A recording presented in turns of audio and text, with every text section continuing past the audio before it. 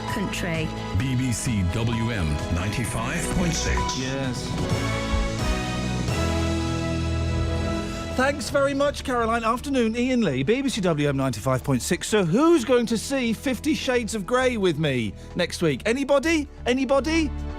We'll discuss that and more after we get the latest news. Here's Chris Blakemore. Thank you, Iain. Good afternoon. A 91-year-old former teacher's been jailed for 9 years for sexually assaulting boys at a school in Birmingham. Marcus Marcuson from Tenbury Wells in Worcestershire committed the offences at a school in Wheely Castle between 1957 and 1978. Meanwhile, the former television weatherman Fred Talbot has been convicted of indecently assaulting 2 teenage boys in the 70s while he was working as a teacher in Cheshire. He was cleared of assaulting 3 other boys. He'll be sentenced next month. Detective Constable Chris Doggett is from Greater Manchester Police.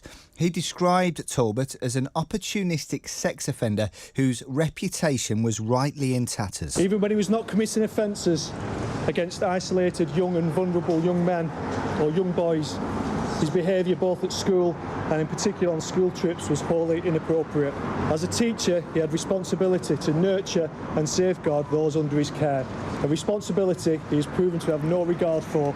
A woman's been remanded in custody charged with the murder of an 81-year-old man at a care home in Thirsk in North Yorkshire. David Patterson was found dead in his room. Police say Heather Davidson, who's 53, didn't work there. Online postings suggest that the lorry driver who crashed in Bath, killing 4 people, was a local teenager who'd only recently qualified to drive a heavy goods vehicle. A 4-year-old girl and 3 men were killed in the accident on Monday. The driver, 19-year-old Philip Potter, was injured in the crash. Many tributes have been paid to Steve Strange, one of the pioneers of the new romantic movement of the 1980s, who's died at the age of 55. He was the lead singer of the band Visage and a key figure in the club scene in London. Spandau Ballet's Gary Kemp says Steve Strange gave the band its first booking. We became a house band, and we had this sort of exotic group of people, a lot of designers from St Martin's Art College and sort of ex-soul boys and just guys, kids who wanted to dress up and make something more of their lives. In a way, that's what he did. He allowed us to be characters that we didn't think we were able to be. And another batch of tickets have gone on sale today for Walsall's first trip to Wembley next month. They play Bristol City in the final of the Johnston Paint Trophy on the 22nd of March. Season ticket holders could get their tickets last week, but it's now open to people who've been to a game this season. Chris Booth got in the queue at 1:30 this morning. We were like the 4th people in the queue and they started about 10 past. After us, the next people there at 3:30, so it was a big gap. It's halfway around the ground, so there's quite a few people here. And the weather. Rain this afternoon, chance of some thunder too, with highs of 8 Celsius 46 Fahrenheit. The rain should ease tonight when it will be chilly with highs of 1 Celsius 34 Fahrenheit.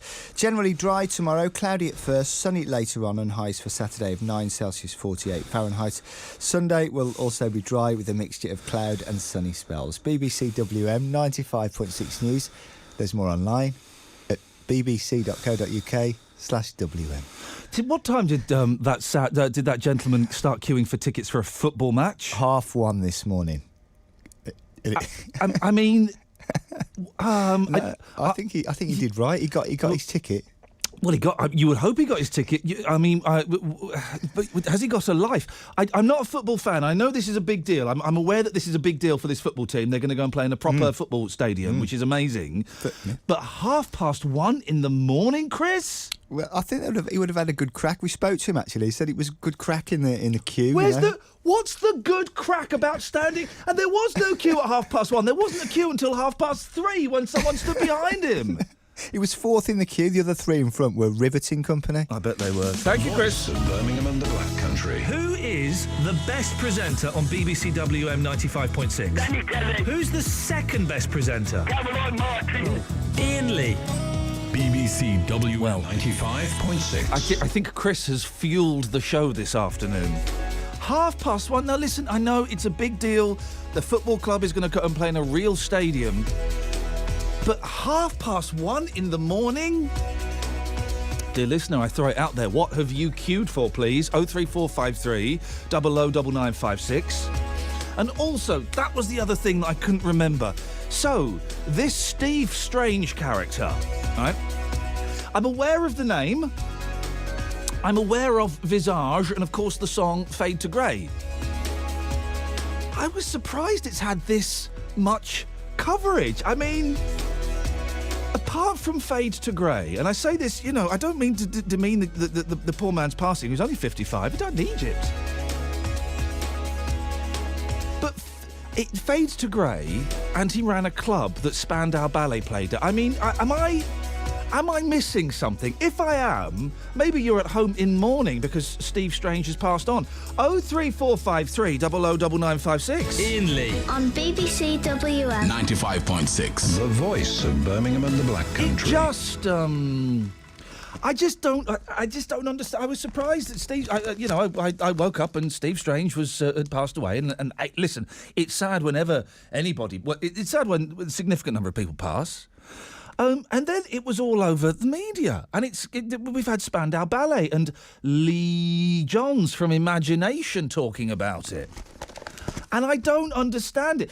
Am I missing something? My early 80s pop cultural references, pretty slim, pretty thin ground. Okay, I'm kind of a 60s and 70s. That's where my knowledge is. So maybe I am missing something significant about this. Could you let me know? Steve Strange, am I missing something terribly here? And what have you queued up for? 03453 009956.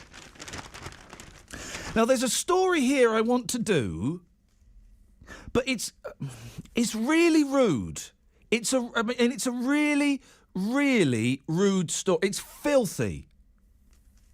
But it's in the Telegraph, which makes me think I can get away with it. Because the Telegraph... Hello? Yeah, hello. Is that Mrs. Doubtfire? Hello? There we go, and it spit the dog. The Telegraph is a proper newspaper, isn't it? Flipping it. Terry, turn your radio off. We're getting the Larson effect. Hello? What an awful start to the show. Mark, this is your fault. Terry? He's gone. What happened there? Let's get Terry back. Although there's no great urgency. It's only Terry. There's a story, 50 Shades of Grey, fair play, they are milking it. There's an inappropriate phrase. They are milking this ridiculous movie. And B&Q have made up a story. Kimberly, are you looking forward to 50 Shades of Grey? No, it doesn't do anything for me, no. Nothing? Nothing, no. Have you never wanted an older, slightly aggressive man to get some gaffer tape and attach it to your bed? I've got an older man, but not to duct tape me, no. No. Oh, have you got an older man? I have, yes. What's the age difference? I'm 33, he's 43, 7 years. Hey, 10 years difference. Yes. How long have you been together, Kimberly? 3 years, July. Okay, because do you not find... Because my wife is 5 years younger than me, and we've got, let me count, nothing in common. We didn't see the same TV programmes, we didn't listen to the same music. We got some stuff in common. What stuff you got in common? Duct tape? No. So you're not going to go and see the film? No. You don't fancy coming to see it with me? No. Not you, no. Okay, well, what have you called in for, Kimberly? What you waited for? Oh, yeah, what have you waited for? I waited 4.5 hours in the pouring rain to meet Susan Boyle outside the Birmingham Hippodrome. I mean, I know 4.5 hours is not long, but I caught pneumonia waiting in the pouring rain. I'm so sorry, Kimberly. For a second, I thought you said that you'd stood for 4.5 hours in the rain to meet Susan Boyle. Yeah. Yeah. Oh. And so I waited 4.5 hours to meet Susan Boyle. And you caught pneumonia? And I caught pneumonia and ended up in hospital. Did you ever get to meet Susan Boyle? I did, yeah. And did you say, you've given me pneumonia, I'm going to sue you, Boyle? No. Why did you want to meet Susan Boyle? Because I think she's great. I think she's fantastic. Why? Because of her voice. She's got a good voice, yeah, I'll give you that. She's put autistic people like myself on the map, and she's brilliant. Hang on, is Susan Boyle autistic? Well, she's got Asperger's, which is a... Has she? Yeah, which is a form of autism. I did not know that. Well, there we go. That's one thing. Look, we're not even 10 minutes in, Kimberly, and I've learnt something. Yeah. So you queued up for 4 hours to meet her. Oh, 4.5 hours, yeah, after the show, yeah. Let's get it right. And what was the experience like? Was it magical? Yeah, it was just nice talking to her, you know, she's just down to earth. What you see is what you get, you know. She's just brilliant. Can you sing one of her songs for us, Kimberly? No, I can't. Go on. No. Go on, Kimberly. No, go no, on, no, go on, no go on, way. go on, go on. No go on, way. go on, go on, go on, No go on, way. go on, go on. I can't sing. Go on, go on, go on. Go on. I wouldn't see 50 Shades of Grey with you, but Danny Kelly, yes. Oh, get out of town. Terry's on the line now. Good afternoon to you, Terence. Hello, Gremlin's on the line. 50 Shades of Grey. Who on earth is going to go and see it apart from me next week with the lads, where we're going to cause mayhem and our tongues will be firmly in our cheeks? Well, I'll come with you if you're on complimentaries, but it can't be any worse than the book. I'll give up halfway through it. Complete trash. It's worse than Jackie Collins. I really want to do this story in the Telegraph. Yeah. Page 3 of the Telegraph. Yes. I don't know if I can. Why not? It's really rude. We like rude. I'm going to do it, but I'm going to change some of the language. Oh, well, I'm going to be rude then. I'm going to write my own book, 50 Shades of Gay. Thank you very much indeed. Do you know what, Terry? I think you've been pipped to the post. I'm sure that there will be movies already. 03453 009956. Are you going to go and see 50 Shades of Grey? Let me start this story because what the point I'm trying to make is everybody's cashing in on this blooming film, right? It's working because I am talking about it now on the BBC. So B&Q came up with a made-up story this week. Oh, we're worried there's going to be we're going to run out of rope and gaffer tape. Guys. The Telegraph, and this was on Radio 4, although they didn't go into this much detail yesterday. Firemen fear they may become tied up with a rise in call-outs from people trapped in compromising situations as a result of 50 Shades of Grey. Officers at London Fire Brigade are worried that the film could lead to more people getting trapped in objects such as handcuffs as they recreate its scenes. The brigade said... Now, this is where it starts to get a little bit fruity. The brigade said it had seen an increase in incidents of people getting stuck in compromising situations since the book by E.L. James was released. Since April 2013, its crews have been called to 28 incidents involving people trapped in handcuffs. Now, that's bad enough. OK, so you've handcuffed the missus to the bed, or vice versa, and you go, right, unlock me now, I need to go for a wee. Where's the key? I thought you had the key. You can't find the key. So you get the fire. That's embarrassing. 28 incidents involving people trapped in handcuffs. And 7 instances of men with rings stuck on their penis. Really? I don't want to dwell on it too much. I know we've got young ears. It's in the Telegraph. In November, firemen came to the rescue of one particularly unfortunate man who had to undergo surgery after he got 2 metal rings stuck on him for 3 days. It's been nice working with you, Mark. Doctors at King's College Hospital in South London were unable to remove the 2 metal rings, so 2 firemen had to cut them off using hydraulic cutters. Crews in the past have been called to help a man whose penis was stuck in a toaster. Now, really? It leaves a bad taste in my mouth. You can never know what it's like. Your blood like winter freezes just like ice. And there's a cold and lonely light that shines from you. You wind up like the wreck you hide behind that mask you use. And did you think this fool could never win?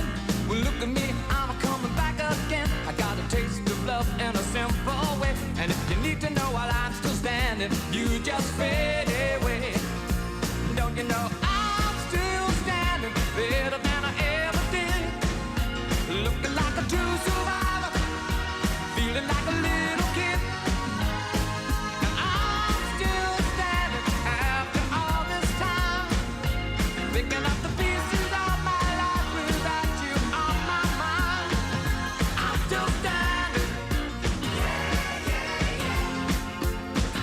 I'm still standing.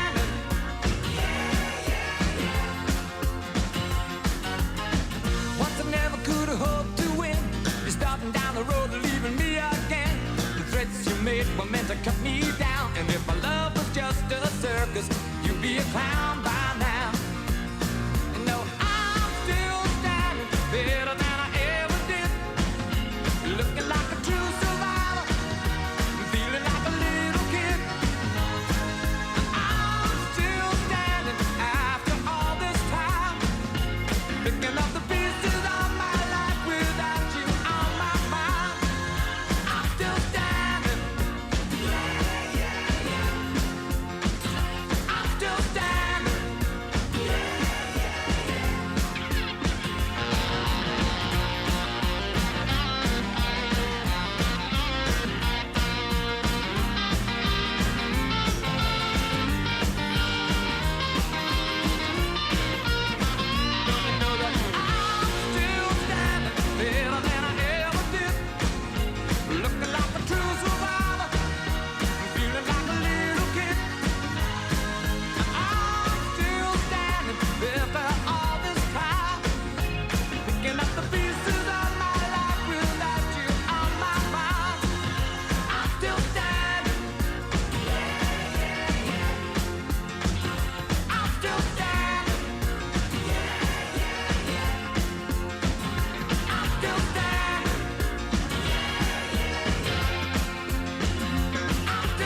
Afternoon. Iain Lee, BBC WM 95.6, 03453 009956 is the telephone number if you want to give us a call. I throw out these bits and pieces. You can call in about them, or you can call in about anything you want. So far, there's a football club playing at a big stadium. Someone was queuing up from 1:30 in the morning for tickets. If anyone can explain that to me, please do. What have you queued up for? 03453 009956. If you can explain Steve Strange to me. I don't get it. I don't know. Am I missing something here? My pop culture is pretty good. It's a little bit hazy when it comes to the early 80s. Not a period I had that much interest in. So if you can explain that, do. And also, this 50 Shades of Grey thing. I bet it doesn't do very well at the cinema. I bet it will do quite well on DVD, because there's one thing. It was a really popular book. There's one thing reading it on a Kindle or reading the book on an aeroplane when it's a bit more discreet, but actually going to the pictures to see it. 03453 009956. Michael, are you going to go and see 50 Shades of Grey? No, I'm not. No, I was ringing you about queuing up a long time to see something. Would you queue up for tickets to go and see 50 Shades of Grey? No, I don't think so. Doesn't appeal to you? It's not really in my line. No. What is your line? I can see Basic Instinct this weekend. It's on television. Oh, that is. I was ringing up to tell you about conversation done. Yes, Michael. Queuing up for a long time. Yes. At the end of the war, a lot of American people were coming over. There was Bob Hope, Abbott and Costello, famous people, but the most popular one at the time was Danny Kaye. Oh! Listen, can I just say, Danny Kaye is the Marky Mark, the producer, looks a little bit like Danny Kaye. This is a recurring theme on this show. Danny Kaye keeps popping up on this show. Well, he was my favourite. He was brilliant, Danny Kaye. He was. And we queued from 2:30 on a Saturday afternoon till the box office opened at 10 o'clock on a Sunday morning. Sorry? Tickets were so popular, they only opened the box office at Birmingham Hippodrome on a Sunday morning. And you could get your ticket at 10 o'clock. So we waited from 2:30 on a Saturday afternoon. And I think, is it Hinge Street, that street alongside the Hippodrome? Yes. All along Hinge Street, people were sitting on the pavement with sleeping bags, camp beds. There was people playing cards around tables. You waited 20 hours for tickets? Waited all that time. It was a beautiful atmosphere. There was a mobile canteen came round. People were singing. It was a most wonderful atmosphere. I suppose in those days, I suppose you have to be careful in case the Luftwaffe flew over or something. No, the war had finished. Oh, it was after the war. Okay. Yes, I think it was. I still got a cutting somewhere where the queue at one time stretched from there to the ball ring. How was it any good? Was Danny Kaye any good? It was absolutely wonderful. We were allowed 4 tickets to go and see him. Yeah. 2 I used with me and my girlfriend. The other 2 I sold at an extortionate profit. Oh. And I bought a new jacket which I wore to see him. Michael, ladies and gentlemen, we have Michael, the first ever ticket out. Thank you, Michael. 03453 009956. I'm trying to think if I have ever queued up excessively for anything. I don't think I have. You don't need to nowadays. It's all done online. It's all done on a computer. 03453 009956 is the telephone number. Stephen says, requeues and waiting. This was not me, but a friend who gave birth in an NHS hospital. And get this, she had to wait 9 months from start to finish. It's disgusting. Thank you, Stephen. Chris says, after watching 50 Shades on a pirate DVD, I'm going to try the plumber's position. It's where you stay in all day and nobody comes. Thank you very much for that. 81333, start your text WM. I think that will probably get it in my direction. So, who on earth is going to go and see 50 Shades of Grey? I bet it's going to be a massive flop in the cinema. That wasn't meant to be an innuendo, but you take it as you find it, and there was another one. But it'll be a huge success on DVD. I am going to go next week with the lads for a laugh. Who are we going to see there? Who are we going to see? What have you queued for? And also, Steve Strange, can someone fill in the gap for me? The FA Cup on the BBC. Oh my goodness me! Everton have scored a fourth goal! Get carried away with the cup. It is the best cup competition in the world. The FA Cup, back and bigger than ever on the BBC. Continues on Sunday from 12:30 with Aston Villa versus Leicester City. Yeah! Surely that's it! Can you believe it? Followed on Monday night at 7:45 by Preston North End against Manchester United. People say, why do we get carried away with the FA Cup? It's because it turns up nights like this. Live on BBC One and BBC One HD.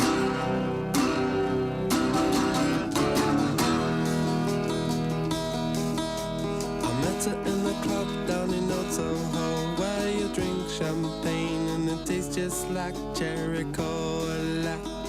C-O-L-A cola. She walked up to me and she asked me to dance. I asked her her name and in a dark brown voice she said Lola. L-O-L-A Lola. La-la-la-la-la.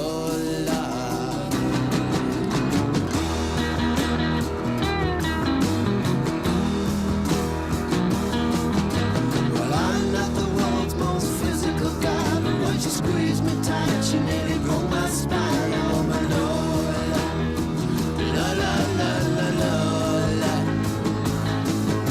Well, I'm not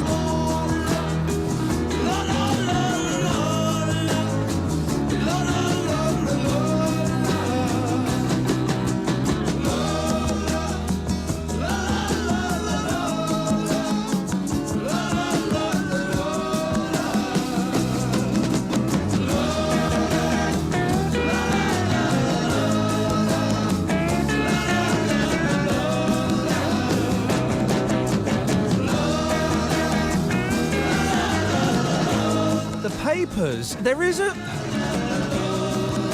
been a shift. A shift, I said.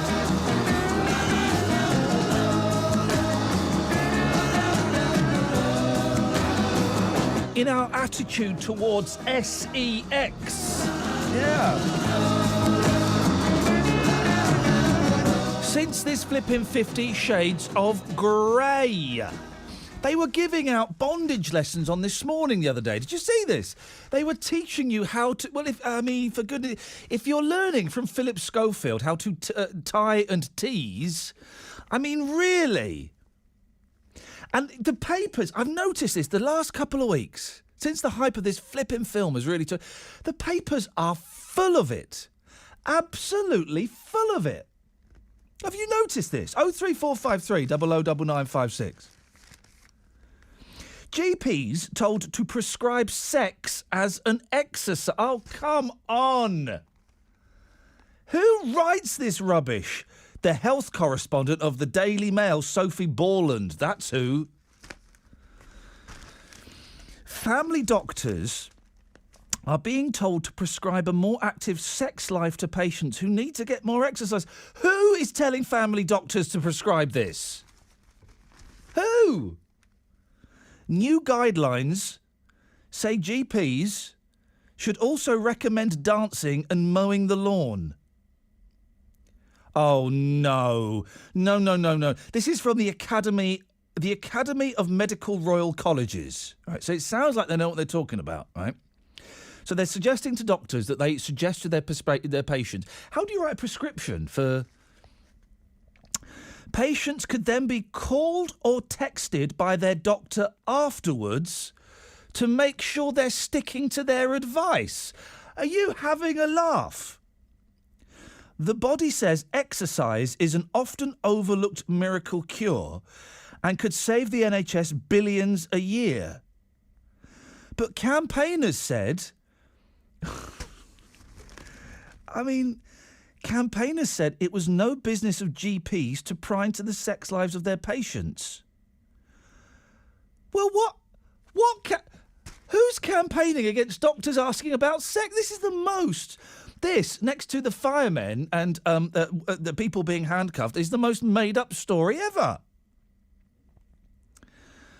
A lead author, Scarlett McNally, a consultant orthopaedic surgeon. Orthopaedics, what's that? Backs. Orthopaedics. That's teeth, isn't it? No, that's dentistry. Said even small amounts of exercise could make a huge difference. The college, which represents 220,000 doctors, suggests patients start off gently with daily brisk walks. I said walks. Using the stairs, dog walking, or having more sex. Flippin' heck. But Joyce Robbins of Patient Concern said, it's none of GP's business to be talking about patients' sex lives. I would take a miss at that, and I'm sure many others would too. Flippin' heck. Let's get the travel news. Here's Phil Peacock. There are queues of half an hour on the southbound side of the M6 from junction 11 at Cannock towards junction 8 for the M5 because of roadworks. As a result, the eastbound side of the Black Country route from Willenhall towards the M6 at junction 10 is very, very congested. The northbound side of the M5 is queuing towards the M6 North carriageway, with delays starting from junction 1 and West Brom. Through Moseley, Ulster Road looking very busy as you head towards some temporary traffic lights at the junction of Salisbury Road. And it's very busy on the A45 Coventry Road heading away from Birmingham towards the M42 at junction 6 for Birmingham Airport because of roadworks there. So you can update us. Call BBC WM 95.6 travel on 0330 123 3550. The voice of Birmingham and the Black Country. BBC WM 95.6. Let's get the news now. Here's Chris Blakemore. Thank you, Ian. A 91-year-old former PE teacher has been jailed for 9 years for sexually assaulting boys at a school in Birmingham. Marcus Marcuson committed the offences at Ilmington Comprehensive School in Wheelie Castle between 1957 and 1978. He's the oldest person ever to be sent to jail for the first time. The former television weatherman Fred Talbot's been convicted of indecently assaulting assaulting 2 teenage boys when he was their teacher. A jury in Manchester cleared him of charges against 3 other boys. He'll be sentenced in March. The lorry, which went out of control in Bath earlier this week, killing 4 people, was being driven by a recently qualified teenager. He's been named as Philip Potter, who's 19 and from Chippenham. And the stars and director of 50 Shades of Grey have told the BBC the film doesn't glorify domestic abuse. There were a small number of protesters at last night's premiere arguing the movie shouldn't have been made. And the weather, rain this afternoon, chance of some thunder too, highs of 8 Celsius 46 Fahrenheit. The rain should ease tonight when it will be chilly with highs of 1 Celsius 34 Fahrenheit. Generally dry tomorrow, cloudy at first, sunny later on, highs for Saturday, 9 Celsius 48 Fahrenheit.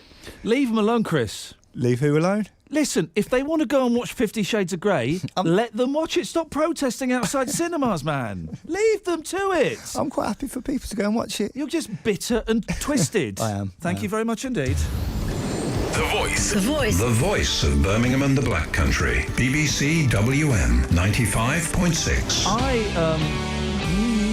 03453 009956 is the telephone number. You can give us a call about the stuff I'm talking about or about anything else you want. Oh, and by the way, you know I do Saturday mornings 9 till 12. I don't. I do Saturday mornings 10 till 12 now. So if you tune in at 9, well, it's worth tuning in at 9 because you'll get an hour of gardening with Phil and Molly. Now, as you know, I hate gardening. Hate it with a passion. But I like hearing Molly talk about gardening. I also like listening to Gardener's Question Time on Radio 4. And I don't know why, because I hate the garden.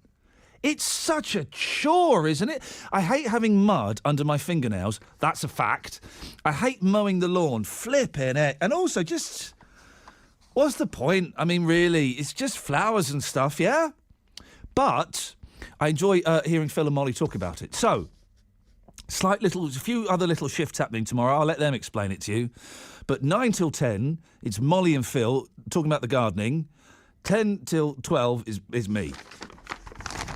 Probably slacking off the gardening, let's be honest. That'll be the main thing that's going on. 03453 009956 is the telephone.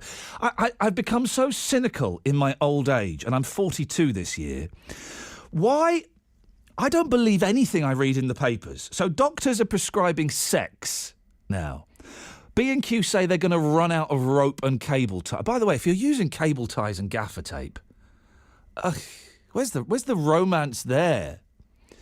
Firemen say they are worried that there'll be an increase in the number of sexual incidents they will be called to. And then Chris is talking about protesters outside the premiere of 50 Shades of Grey. Really? What are you protesting against? What are you protesting against? The fact that there's a rubbish film out that you're not going to like. Just for goodness sakes. There is much worse. I could go out. Where are we now? In the mailbox. I could walk out and within 200 yards get much worse stuff than that. 03453 009956. Chris has texted him. Iain, the wife reads 50 Shades in bed. I had to sleep in the spare room. Firstly, I can't sleep with the light on, and secondly, I thought I had tinnitus with the amount of... Oh, Chris! For goodness sakes, can we try? I know this is the problem with following Caroline, who is brilliant, but she's filth. And so I have to come in and to try and clean you all up after that, which is just... it's just not the done thing. 03453 009956. There's so many odd little stories in the papers this week. Odd little ones. There's a fella, a Tory MP, is to marry a BBC presenter after just 2 months together. Charlotte Leslie, 56, is engaged to BBC Radio Bristol host John Darval, who she began dating in October last year after being regularly interviewed by him. He gave her a thorough and intensive questioning. She sat in his hot seat, and etc., etc., etc. The twice-divorced father of 4, who's in his 50s, proposed to the Bristol North West MP, a former lifeguard. What's that got to do with anything? What's the implication being? Oh, she must be fit. She was a lifeguard. She'll be fit. On Christmas Day. Now, as far as I can tell, this is wrong on so many levels. First of all, there's a massive age gap. It's about 20 years. And we spoke to the earlier caller who had an age gap of 10 years. You know I'm not an age gap fan. I don't get it. What am I, 41? I think the youngest woman I could court... 90... I'm joking. The youngest woman I could court, my wife is 36, I think, 35. That's probably the youngest I could go. Any younger than that, I would feel thoroughly uncomfortable. Would make me feel very, very awkward. And also, you've got nothing in common. So there's the age gap thing. He proposed to her after 2 months. Come on, guys. 2 months? That is ridiculous, isn't it? I'll put this out there. Okay, and I don't expect to get many calls on this, which is it's odd that I'm putting this out there considering we have no calls at the moment. I know what, let's make it even harder for ourselves, shall we? Yeah, sure. I like a challenge. Can we find a smaller gap between meeting and proposing? 2 months is... You can't know within 2 months whether this person is your soulmate, can you? 03453 009956. They met in October. They got engaged on Christmas Day. That's just not right, is it? You made a fool of me, but the broken dreams have got to end.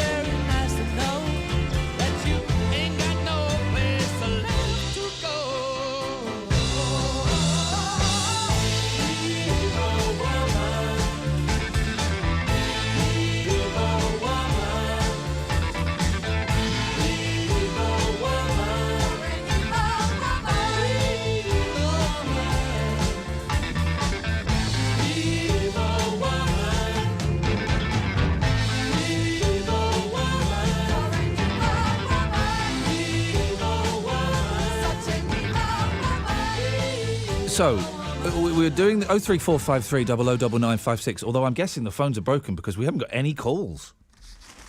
Either that or you've got wise to the fact that this is no show to be involved in. So, GPs are telling patients to have it away as exercise. They should be bonking more. Yeah, I know, that's an appropriate moment to walk in, isn't it? They should be bonking more. And Scarlett McNally is a consultant orthopaedic surgeon. I couldn't work out what orthopaedics were. Well, someone has texted me, orthopaedics is bones. Well, what's that got to do with Oh, yeah, I see. Now, this is... I don't know IMAX cinemas very well. Is this true, Harvey? That they have vibrating seats at the IMAX? No. That's a joke, isn't it? Someone is doing one of them jokes on me. Harvey says the vibrating seats at the IMAX have sold out for 50 Shades of Grey. Those women will be having 50 Shades of Pink by the end of the film. You don't really get vibrating seats, do you?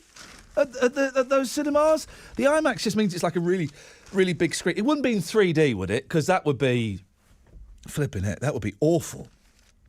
03453 009956 is the telephone number if you want to give us a call.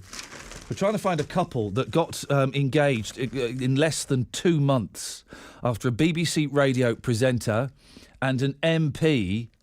well, it's weird because there's an age gap, and I'm not a fan of the age gap. Apparently there's a formula for working out what the age gap should be between you and your partner. 03453 009956. There's an age gap. I'm not a fan of the age gap. They're about 20 years difference. But what's even weirder is they got engaged after 2 months together. How is that even possible? How can you do that? Yeah, do you know what? I think this is the you're the one for me. I've known you for 8 weeks, man. What are you thinking? Hey, here's something. You know when someone proposes, the person always says yes, don't they? Have we got any examples? Have you, dear listener, ever been proposed to or done the proposing, and the person has said no? When I proposed to my wife, boy oh boy, did I make it sure she couldn't say no? It was in Japan. I had a nice ring, and I knew that she was in love with me. So it was pretty much a goer. No, she wasn't a goer. Well, I mean, anyway, it was pretty much a certainty, I think is what I'm trying to say. Okay? She was going to say yes. I took no chances with that. So you would think that everybody would be in the same position, that when you make that effort of proposing to someone, you kind of know the answer.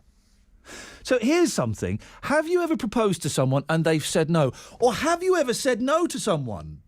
I remember being younger and being asked out by girls, okay? And I was so... I wasn't particularly good with girls, but I didn't want to let them down, so I would say yes to girls I didn't really... Not only did I not fancy, I found physically...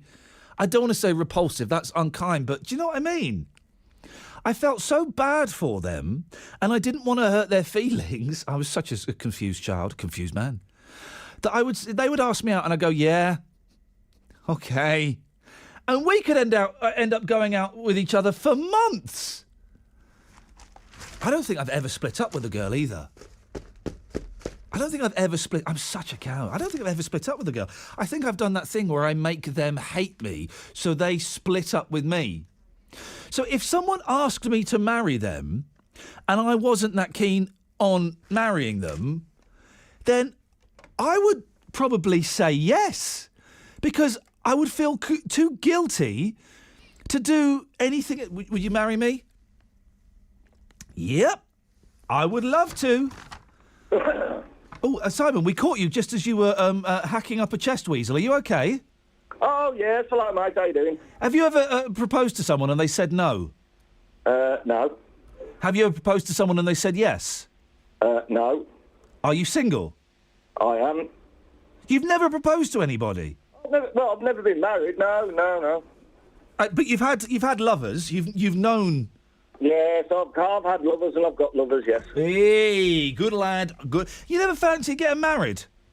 Oh Lord, no. Why would I want to do that? It's a question I'm asking myself. But did you never find? I'm making up, Simon, that you're heterosexual. Is that correct? Correct. Okay. Have you never been with a woman and looked in her eyes and thought, do you know what? I want to spend the rest of my life gazing into these pools of opportunity. Lord, no. Really? Really. Have you got a partner now? Yeah. How long? Well, we've got a player on the line, ladies and gentlemen. How long have you sort of been with this woman? You are? Yeah. Is she there with you now? Yeah, she's in the office. Can I have a word with her? Yeah, hang on. Go on. Come on. He don't, Say hello. He don't give a... Hello, Afternoon. What's your name? Carol. Hello, Carol. You're sort of with Simon. Are you okay with that? Yeah, I'm fine. I live with it. How long have you and Simon sort of been together? About 3 years. And you know he's never going to propose to you? No, I don't want him to. Does that not break your heart, though? No. You're just after him for the money and the sex, are you? Yeah, I got no money, so it's after the sex. Excellent stuff indeed. Well, thank you very much indeed, Carol. Simon, you've called in about 50 Shades of Grey. Are you taking Carol to see it? I'm not, no. Oh, why? Well, I've just texted in to see why you want to go and see it, because from what I've heard, it's really, really tame, and I don't know what people are expecting to see. I'm expecting... it's more M&S than S&M, as a friend of mine said to me earlier on today. Yeah, probably. I'm going because a mate suggested we should go for a laugh, and so I'm going to go with a group of fellas, and we're going to go and have a laugh. That's kind of what it's for. I've probably got more equipment in my drawer than Mr. Gray has ever seen. I'm really trying to weigh up, Simon, how much I can ask you at 2:47 on a BBC local radio station, and the answer is probably not very much. But so you use your imagination, mate. Simon, thank you very much indeed. I think we should leave it there. Doesn't Simon's world seem seedy, dark, and just absolutely wonderful? And there are some very loud alarm bells ringing now for Aston Villa and for Paul Lambert. I don't need this in my life. I love this football club. The worst Villa side I have ever seen. I've had enough. When I'm booking to the priority, I've had enough of them. You know, it's about really when the chips are down. Nobody in that team is wearing that shirt with pride. The West Midlands' biggest football phone-in. Have your say with the legends. Weeknights from 6. BBC WM 95.6. I'm talking about football. Now, listen, I don't know anything about sport. And I come under so much flack. I know BBC WM 95.6 has a fantastic sporting heritage, and it's got some amazing sports people on the station. Franksy, brilliant. Yes, it's got it's equalled out by having Daz Hale on. But hey, what can I say? But I don't know sport. I don't like sport. I don't get it. I think it's dull. But can someone explain to me this football team, what has done well and is going to Wembley? Why is that such a big deal? I've been to Wembley. It's nothing special. I've been to Wembley. Why anybody would queue up at 1:30 in the morning to get tickets? It's like those geeks. Now, I'm a geek, okay? I'm not going to queue outside the Apple store for 4 days for something I could get a few hours later by ordering it online. Do you get that, Mohammed? These weirdos that queue up for hours, for days, to get tickets to a football match or an iPad. Well, I can't understand why Warsaw fans had to queue up for when the season ticket holders, they ain't got 20,000 fans, have they? Right, now, so hang on. So is Walsall, is that's going to the Wembley? Yeah. And why? I don't understand why this is such a big deal. Are they quite rubbish? No, they're a good little side. They're all right. They're in the second division, I think. What are they going to Wembley for? Is it for the World Cup? Is it for the Premier League? What is it? No, they won some cup. I don't know what it was. I can't remember now. Wow. Some cup, one of them that the Europa League, the Pepsi, the Barclays Premiership. No, it wasn't the Barclays Premiership. The Pepsi Cola Cup. Okay. It could have been. It's one of the cups, but I don't know what cup it is. Well, I listen, can't remember now. if anyone wants to phone up and educate me, 03453 009956. I wish them the very best of luck. Anyway, what yes, you on boss. about all this bondage film for, it ain't all what it's cracked up to be, bondage, ain't you tried it? Is this Mohammed in Edgbaston? Yeah. The wee fella? Yeah. It's we have to tread carefully, but why is it not all it's cracked up to be? Well, then you tried it. Listen, I've had fun. Yeah. A long time ago. I tell you what, once equipment starts getting... I'll say this, okay? Let's tread carefully, because we've got young ears. Oh, you don't need to buy no equipment. But once equipment starts being brought into the bedroom, I just kind of think, it's not really worth it. It's a bit of a hassle. No, just take the rope off the dressing gown. But Mohammed, I never thought I'd have to cut you off for being vulgar, but I am. And let's tread carefully. I know we're having a bit of fun, but let's tread carefully, young ears and all. But here's another thing I never got the food thing. The food thing. Why would anybody bring food into the bedroom? It's outrageous. 03453 009956.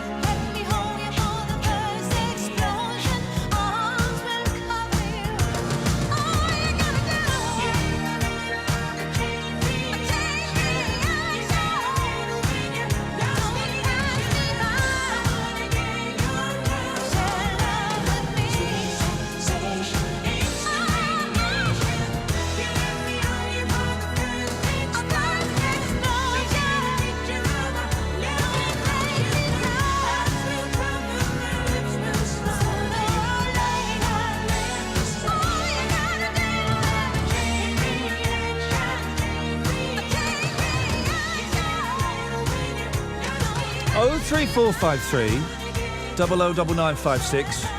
Trevor's on the line. Good afternoon, Trevor. Hello, mate. How are you? I'm confused why everyone's so excited about a football team going to Wembley. Well, it's nice for a little team like Walsall because they've never been there before. Right. And a lot of their fans are like the locals. They don't go and pick Chelsea or Arsenal or Liverpool or Manchester United. because they like the colours, they go and follow Walsall. And it's nice for a nice little team like Walsall to go and play in a nice stadium. But queuing up at 1:30 in the morning, Trevor, for their Well, I don't tickets. think I would have done that, but... Are you a Walsall fan? I ain't. No, I follow the same team as Adam Bridge and his boy, I don't know what that means. West Ham. Oh, well, hang on a minute. So, where do you live? I live in Darlaston now, but I never used to. I've been up here 25 years. Flipping heck, Trevor. So you've just phoned up to big up all the Walsall fans for supporting their local team, and your team's about 150 miles away. Excuse me, I went to Upton Park when I was 4 in 1962. I used to live down there. Well, you surely. Okay, here's a question. If you move... You don't change your allegiance, no. Surely you have to, Trevor. No, you don't have to at all. Do you know what you sound like? What? Have you... Alf Garnett? No, not Alf Garnett. You sound like, you dirty old man. Oh, Steptoe. You sound like Steptoe's son, yeah. You don't have to... old man. You don't change your allegiance at all, you dirty old man. No, you don't change your allegiance. But we got Hammers fans living in New Zealand. Well, yeah, Australia, I know. And you've got all over the world. But yeah, I bet you criticise Manchester United fans for being all over the world. Well, most of the United fans live in London. Most of them are Cockneys and all. You see, look, Trevor, thank you very much indeed. I don't get the loyalty of the football fan. I don't get it. And surely, if you move from one area to another, you have to support your local team, don't you, Keith? It doesn't necessarily work that way, no. Oh. No, it doesn't. I mean, my cousin used to say to me, you should support the Villa, because I was born in Winston Green, Birmingham, which is actually Aston side of Birmingham. And I'm a Blues fan, which is more like... I don't know what you're saying, but I like it. I don't know most about that. Actually, I have no idea what you're saying. Yes. But, Keith. I've got to be honest with you. Yes, boss. The Johnson Paint trophy, I mean, I think it's equivalent to the Freight Rover one which we were in. Are you speaking Chinese or something, No, Keith? no. What I'm trying to say is it is a lower mark trophy. This is what Walsall are playing for the paint trophy. What I'm saying is, yes, to be boss. fair, yeah. There's a lot of supporters who aren't Walsall go that they just support them, like, because Walsall's always been a respected club. I mean, by a lot of people. I mean, because they've been the underdogs for a long time. And there was a guy on Dan's show today saying that he's a Villa fan. He usually getting tickets to go. So when we played down at Wembley, no idea. Yes. When Birmingham played, a lot of Villa fans went down there as well. Right. So, it does happen that supporters follow each other. Anyway, that ain't why I phoned you. Well, Keith, stay there, because I've got to go and do a bit of business now. Flipping heck. I wish I knew it was a dangerous game to start bringing football into it. Right, let's get the travel news, shall we now? Here's Phil. Looking slow on the southbound side of the M6 from junction 11 at Cannock towards junction 8 for the M5. You'll also notice it's very congested on the Black Country route as you head away from Willenhall towards the M6 as a result of those delays. The northbound side of the M5 is also queuing as you head towards the M6 North carriageway. If you can update us, call BBC WM 95.6 travel on 0330 123 3550. So good to have a professional voice on this show. And yeah, I'm talking about you, Blake Moore.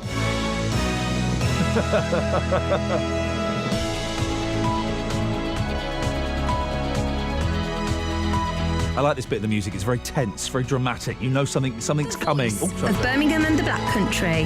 BBC WM 95.6. So far, it's been SEX for the first hour. Is that going to continue? We'll find out after the news with Chris. Thank you very much, Iain. Good afternoon. A 91-year-old former teacher has been jailed for 9 years for sexually assaulting boys at a school in Birmingham. Marcus Marcuson committed the offences at Ilmington Comprehensive School in Wheely Castle between 1957 and 1978. He's the oldest person ever to be sent to jail for the first time. Marilyn Horse is the founder of child protection organisation Enough Abuse UK. There's a whole nation of people now being encouraged to speak out and acknowledge the fact none of this was their fault. So he won't leave this planet in the way he probably thought he might. And, of course, there'll be a whole stream of children behind who have had to suffer this life sentence that he laid out on them because of his gratuitous behaviour. Meanwhile, a former TV weather forecaster has been found guilty of indecently assaulting 2 pupils when he was a teacher. Fred Talbot was a celebrity in the 90s when he presented the weather on This Morning. A jury in Manchester cleared him of 3 other charges. He'll be sentenced next month. The lorry, which went out of control in Bath earlier this week, killing 4 people, was being driven by a recently qualified teenager. He's been named as Philip Potter, who's 19 and from nearby Chippenham. A woman who's claimed she's lost the chance to become a mum because she had her eggs collected without full informed consent at a fertility clinic in Wolverhampton. Chardonnay Lamore's partner didn't turn up on the day of treatment and she's not entitled to a further cycle of IVF. St Jude's Clinic, where her eggs were removed, has not had its licence renewed because of another issue over consent. The clinic says that the issues complained of weren't fully investigated in 2012 and put to rest. Now, the number of times people have banned themselves from betting shops has risen by 50% in the last 5 years. It's known as self-exclusion, and it's when you go into a bookmaker's, fill in a form, hand over a photo and tell them you don't want to be allowed to gamble anymore. Betting firms are required to offer the service, but campaigners and staff like Harry, who used to work at a shop in Birmingham, say it's not working. Our shop alone had a massive folder full of years' worth, like several years' worth of self-exclusions. Some of them didn't have photographs. Some of them had photographs that were photocopied so badly that they were just basically big black boxes. You couldn't tell who it was. Bookmakers, though, say the system often does work well and it's all part of a wider system of support. The publishers of the Daily Mirror, Sunday Mirror and Sunday People newspapers have printed a public apology to victims of voicemail interception. Trinity Mirror says the practice was unacceptable and won't happen again. The company's increased the amount of money set aside to settle claims for damages. And the stars and the director of 50 Shades of Grey have told the BBC the film doesn't glorify domestic abuse. There were a small number of protesters at last night's premiere arguing the movie shouldn't have been made. And the weather, rain this afternoon, chance of some thunder too. Highs today 8 Celsius 46 Fahrenheit. That rain should ease tonight when it will be chilly with highs of 1 Celsius 34 Fahrenheit. Generally dry tomorrow, cloudy at first, sunny later on. Highs for Saturday 9 Celsius 48 Fahrenheit. BBC WM 95.6 News. There's more online and at bbc.co.uk/WM. Go on. What? What's your beef? What? What's your beef? What's your beef, Chris? No beef. Thank you. The voice of Birmingham and the Black Country. This has been the best programme I've listened to in a long time. I thought there was beef there. Coming, Jane. I can smell a butt. I can smell a big butt. Loved it. Iain Lee. BBC WM 95.6. It's an SEX special. We've all gone SEX crazy. 50 Shades mania is sweeping the nation as the whole country yawns at what looks like it's going to be a very, very tedious film. Why would anyone go?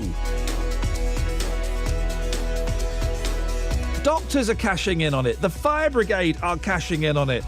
Blooming B&Q are cashing in on it. Here's a quiz question, guys. You could win £1 million. You could, you won't. What does B&Q stand for?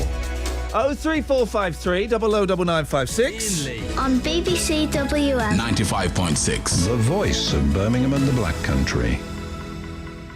Now, we were being bored. We were speaking to Keith before the news. Keith, Who was? Hello? Hello. Keith, you're welcome, you're back. Hey, what about better quality B&Q? No, that's not what it stands for. It was good. No, it doesn't. But Do you know how I learned what B&Q stands for when I was not... I remember the moment precisely, right? Yeah. I was 19 years old. Uh-huh. It was Christmas Eve, Christmas morning. I had staggered home from Slough to my mum's house, a journey of about 4 miles, absolutely off my face. I came in, I switched on the radio, and this was the first thing that I heard was someone saying, well, apparently B&Q stands for da-da-da-da-da. And this was, this was... Engraved on your memory. This was 22 years ago. I was steaming drunk, and I remember it perfectly. Of all the boring, useless things to remember, what B&Q stands for. Well, at the end of the day... good value. Hey, I don't want to talk about 40 Shades of Grey, because I'm not interested... Do you not want to talk about... Because Keith, say hello to Steve. No, Keith, say hello to Steve. I'm not interested. What? Hello, Steve. Hello, Keith. All right, mate. Yes, thank you. Now, Keith, you texted in. What was it you wanted to say? Because I bet Keith will be interested in this. Basically... No, Keith. No. Oh, sorry. Yeah, if I start a sentence with the word Keith, that means I'm addressing it to you. All right, yes. And if I start it with the word Steve, what does that mean, Keith? Steve. You're spot on. Steve. Yes. Yes. What? God, you've got very similar voices. This is like the Gong Show. This is. It's like the Bong Show at the moment. Steve. Yes. What did you text in for? Basically, it was all these people that are cashing in on this 50 Shades of Grey. Yes. And they're saying people are going to be going to Wix and B&Q and all the rest of it. Well, there's a very nice market that's run in Birmingham for people that are interested in that kind of thing. That's every month. Oh yeah. Where you're not going to get fleeced, and you're going to get individual attention from people that know what they're talking about. I'm confused. When you say individual attention, what kind of market are we talking about? It's can I name what the place is called? Yeah, we'll go. Well, yeah, as long as it's not rude. No, it isn't. It's called the Birmingham Bazaar. Okay, and it's a pervert's paradise. Basically. Beautiful. Yeah. Keith, you interested? No, not really. I probably can't ask you the kind of stuff they sell. They sell additional equipment for the bedroom, as well as clothing, fetish clothing, and that kind of stuff as well. Yes. And do you go down there, Steve? I've been down there a few times, yeah, and all the people down there are really lovely, and they know what they're talking about. So all these people that are kind of trying to cash in on, some ropes and all the rest of it. These are people that genuinely know what they're talking about. Let's be honest, Steve. You're not going to use ropes in the bedroom. That's going to give you a burn, isn't it? Some ropes will, if you don't use the wrong ones. Keith, I can't believe I'm this guy. Keith, have you never experimented? Well, I'm not going to say I haven't, but I wouldn't. Not these days, no. No, but in the past. Well, you have to go through your mind, but. Never with other people than my wife. Sorry, what did you say? Never with other people than my wife. Before that, what did you say before that? I said I've in the past, but never with other than my wife. Okay. You've tried on her clothes. You've that kind of stuff. Well, probably. I mean, come on, let's not get too. Let's not get too. So, Steve. Okay. Well, listen. The thing about these. Do you know what? I'm going to leave it there because we've got kids are coming out of school. Steve, thank you. Keith, please would you get to the point of what you called in for? I thought you was going to get a bit near the knuckle. I don't want to get near the knuckles, particularly when we're having a conversation like this. Anyway, so I'm stepping back. Yes. Let's raise these a little bit. Please, can we? It's been very lowbrow today. I blame Caroline Martin. I met my wife, and 3 months after I was going out with her. Yeah. I actually got asked her to marry me. No. She said yes. Is this Carol? And yes, Carol. Yeah. And I got engaged to her in the November. Went out with her in June. Got married to her in the November. Got married, engaged to her in November. Yes. And got married in 1968, and we're still married. But we've had our ups and downs, but we're still married. Well, so you've just described some of your ups and downs in the bedroom. Thank you. Keith, Keith, come on now, focus. We'll get complaints. We will literally get complaints. You don't have Mohammed moaning, I'm telling you. Well, but anyway, right, so, stop it. Don't, because I'm really going to... I know, I can feel the email already wending its way from my bosses. So, Keith, but 3 months, so after 3 months, you knew that Carol was the one for you, Fatty. Yeah. I did know Carol before. Right. I must confess, but not to go out with her. But yes, I did. It just feels a little bit... It feels a little bit... obviously it's worked for you. I've got to be honest with you. I've known this happened, and Kaz and I, we got together, and, I mean, I only said to her today, we was talking about... We should get a divorce. Do you regret marrying me? Of course I don't. Also, I don't regret marrying you. I mean, no, I don't. Seriously. we've been together now in June 49 years. Yeah. We've course in time as well. Yeah. And I don't regret one day. We've had our ups and downs here. I know, Keith, you keep going on about the ups and downs. I'm trying to keep this show clean. Thank you. Someone's just tweeted me. They heard Keith say what I thought I heard Keith say. John's in Redditch. Good afternoon, John. Good afternoon. What you got for us, boss? Well, it's about B&Q. Now, I'd like to have said that I knew what the answer was, but I didn't know. It's nice when you know these answers off the top of your head. Yeah. So I asked the font of all knowledge. You Googled it? And it comes up as Block and Quayle. John, by you... Richard Block and David Quayle in 1969. You Googled it? Oh, well, I had to. I just admitted that. You Googled it? Yes. I didn't know. Does anybody ask Jeeves anymore? I never go to Jeeves. I just ask Google. Chris? Hello, mate. Is John right? Yes, it was Richard Block and David Quayle. I knew that off the top of my head as well. He's owning you there, John. I've been tipped at the post. I mean, something No, did well, happen here, but that one I didn't, I must admit. You beat him to the post, but I would suggest that Chris has got more... Chris is more like Bear Grylls, and you're more like the bare necessities. Well, I got the answer to say. John, thank you very much. Chris, how do you know that what is ultimately a useless piece of information? It was in a quiz a few months ago when I was doing a quiz, and I put it in one of the quiz questions. Oh, hang on. Are you a quiz master? Oh, I used to be, yeah. For like pub quizzes? Yeah, I used to do pub quizzes and just do things like that. Did you? Now, listen, that sounds quite good. Would you just go online and research all this stuff, or was it stuff you? How would you do it? How would you structure a quiz? It's stuff that's stuck in my brain from years and years ago, watching quiz programs, and then I'd just Google it just to make sure I got the correct answer. Have you ever been on a quiz program? No, but a couple of my friends have. What they been on?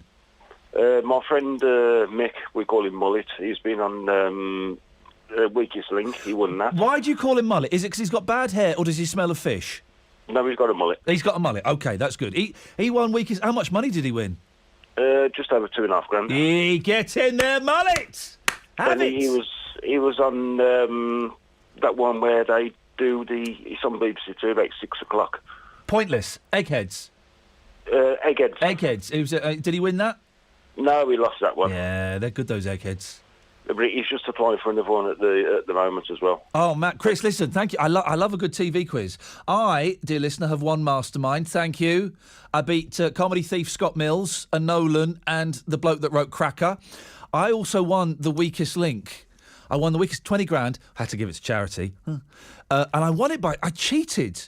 I cheated twice on The Weakest Link. I think I can say it now. I cheated, right? It was in inverted commas comedians. God knows how I got on there. Someone must have dropped out at the last minute. We all voted Bernard Manning off in the first round because I'll be honest, he wasn't very nice.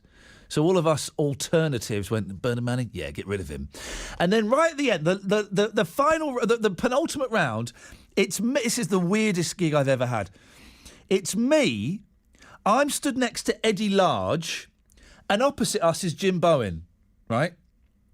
So, we're doing the voting. I vote for Jim Bowen, and I see that Eddie Large has voted for me. Now, I had to take a punt, because I then had to hope that the best I could have hoped for in that scenario was a three-way split. So I then had to hedge my bets and hope that Jim Bowen had voted for Eddie Large. I scribbled off Bowen's name, I wrote Eddie Large's name. Bowen had, boom, Eddie Large was out. Eat that, big man. And then in the last round, I cheated as well because I had to spell the word quince. And I wasn't sure if it's quince or quins. What did the owl and the pussycat take to sea with them or something? And I went, quins? And Anne Robinson said, what? I went, quins? She goes, spell it! Oh, flipping it. Q-U-I-N.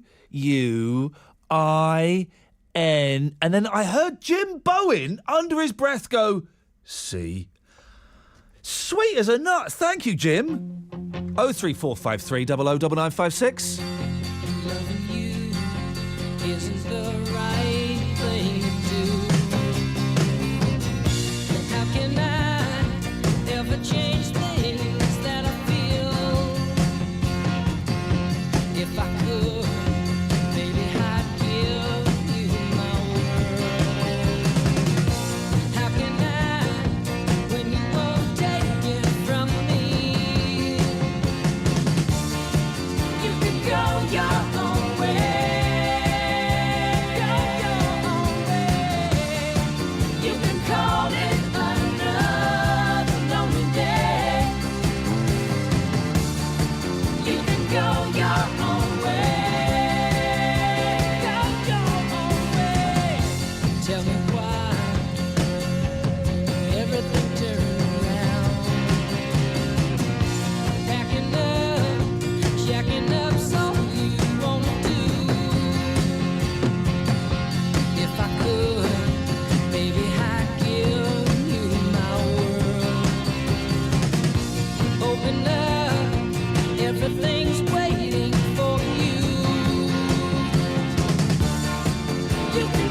your own way. Go your own way.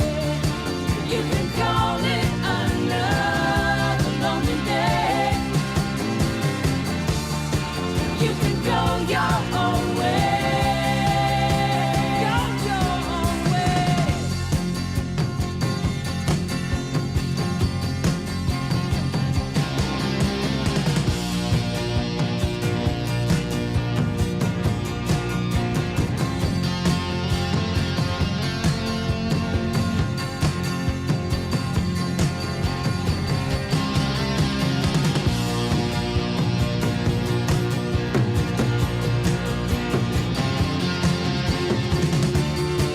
You can go your own way.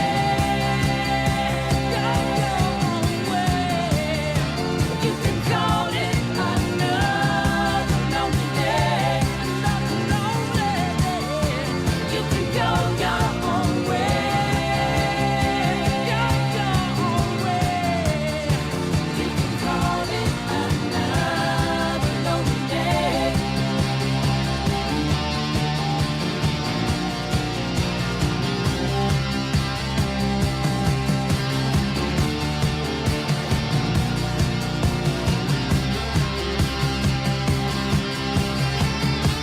Afternoon, Iain Lee, BBC WM 95.6.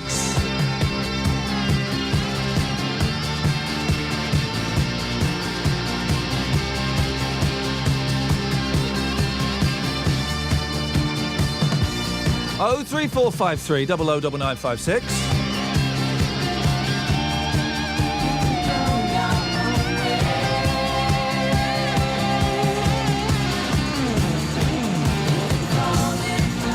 It's an SEX special, and I can only apologise. Also, can we find there's a couple in the paper, a Tory MP and a BBC radio presenter who got engaged after 2 months. That's just insane, isn't it? Deb, Darren, Ginny, stay there, be with you after I've done a little bit of business. And there are some very loud alarm bells ringing now for Aston Villa and for Paul Lambert. I don't need this in my life. I love this football club. The worst Villa side I've ever seen. I've had enough. When I'm booking to the priority, I've had enough of them.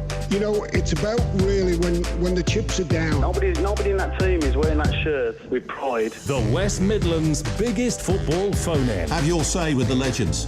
Weeknights from 6. BBC WM 95.6. Let's go to Deb first. Good afternoon, Deb. Hello. And I'll be gentle with you. Okay, thank you. I'll be I do like it. When Marky Mark, the producer, he said, Deb's coming on, she's nervous, be gentle with her. Yes, absolutely. And yet thank you. and it's ironic you want me to be gentle with you because you're going to tell me what happens in 50 Shades of Grey, where I believe gentle is a word that's barely used. No, never. It's really awful. Oh. Awful book. So you've not seen the film, you've read the book, have you? I've read the book. Right. I read all the books because I just wanted to know what the hype was about. Yes. It was like, the first one especially was like reading a really bad Mills and Boon, but we'd obviously added things in that aren't normally in Mills and Boon books. Yeah. It was awful, awful. Now listen, I've not read it, okay, but I've heard it's Christian Grey, isn't it? He's the gentleman. Yes, yes. Have I got this right? He's significantly older than the young lady involved. Yes, he is, yes. She's a virgin. Yes, she's very young and a bit naive, yes. And he kind of stalks her and sort of coerces her into this rough sex. Yes, and he's horrible to her. He really is. I was on about this to my husband last night. I said, who would stay in a relationship where someone treats them like that? Because and yet no one would. She stays with him for 3 books, I think, doesn't she? Well, I'm going to give it away now and say she actually marries him. Oh, Deb. I know, sorry. No, I think we're allowed to... Oh, by the way, spoiler alert. Sorry, spoiler alert. So it's not in the first book, obviously. Hang on a minute. Did you read all 3? I've read them all, yes. But you said it was rubbish. Yes, because I read them. It took me like a day to read each one because they're that naff. But what? Why would you read? Surely after the first one you'd realise it was rubbish and go, I'm not going to read the next 2, but you chose to read them all. I'm a bit of a sucker. Like, when there's hype about something, like films or books, I have to know what the hype's about. Are you going to go and see the film? I'm I might wait till it comes on Sky, but I don't think I'll go to the cinema. You keep pumping money into E.L. Wistey's... what's her name? Not E.L. Wistey, that's Peter Cook. I know. Into her pocket. You see, because the book is very, it's very close to the mark, let's put it like that, and I'm curious to see how they do the movie. Yeah. Because, I know it's 18 rated, but even still... Is it 18? Because someone has texted me to say it's only a 15. I don't know what rating it's got. I've seen that it's an 18, so maybe they've released different versions. Maybe they've released a softer version and a proper version. A softer version and a harder version. Yeah. I'm going to see it with some mates. Okay. Oh, male friends? Yes, male friends. We're going to have a lads' night out. Yes, but someone's texted, right? Listen to how rude people are. Iain, I can't believe you're going to go and see 50 Shades with your mates. Firstly, I thought it was for women. Secondly, I can't believe you have any mates. I mean, really? There's no need for... Did it encourage you, Deb, to pop down to B&Q? Oh, there's a youngster in there. Oh, yes. Oh, God. Sorry. I feel really... I put in my text, I've just woke up. We had a bad night, and I've only just had a woke up from my nap, and I caught the last end. No, I feel really uncomfortable having this conversation now, knowing that you've got a kiddie in the house. No, he's a baby. He's fine. Oh, OK, in that case. My eldest kid's out, so OK, that's good. fine. Have you, as a result, been to B&Q? What, for paint or other things? Not for paint, because for rope and gaffer tape. You see, I've done all that in my youth. I'm too old for that now. I'm in my 40s now, so yeah. Deb. I've tried that, been there, done that, got the T-shirt. Wow, you wore a T-shirt as well, even sexier. Deb, thank you very much indeed. Did anyone else, when they heard a kid in the background, go, this is suddenly even more distasteful? I don't know. It made me feel weird, Darren. Hello, Mr. Lee. Hello, Mr. Darren. What you got for us, boss? Yeah, on about this engagement thing. Oh, yeah. So there's a BBC presenter on BBC Radio Bristol. And I think I can say quite safely, BBC Radio Bristol is rubbish. And he got engaged to a Tory MP after 2 months. That sounds ridiculous. Now, that can never last, can it? Well, first things first, you say it's rubbish. It's because they won't have you on there, or? Well, listen, let's just say maybe I was shown the back door very, very quickly there, yes. I'm sure it's an excellent station. I'll talk to you about that after. Yeah. But you said it's 2 months. So I met my wife in January. I won't say what date it was. And we only started talking. We started dating in February. Yeah. 2 months later, we was married. And that was 20 years ago now. Do you know the thing that intrigues me the most about this? Go on. Why won't you say what the date was in January? Well, I've just said it's 20 years ago. Oh, 20 years? OK, right. So you got married after 2 months? After 2 months, yeah. 20 years ago. The village where she's from... Yeah, that's common practice. Everybody that knew us there and that turned around and said, it'll only last 6 months, and we celebrate 20 years in April. I don't think this is going to last. Well, we've been together 20 years now, and it's all been good. How did you know that she was the one for you, Fatty? I just do. That's nuts. And you've never questioned it. At no point in those 20 years you've gone, hey, that was a terrible mistake. No, well, I'd been married before, and I always said I'd never, ever get married again. Yep. But you did. And we just knew it was going to happen, so bang, there we are. Darren, bang indeed. Thank you very much indeed. Ginny, stay there because I want to give you a proper crack of the whip. That's an inappropriate phrase despite what we're talking about. So I may come to you after the news, if you don't mind. 03453 009956. Married after 2 months, you're having a laugh. Well, baby used to stay out all night long. She made me cry. She done me wrong. She hurt my eyes open. That's no lie. Tables turning now.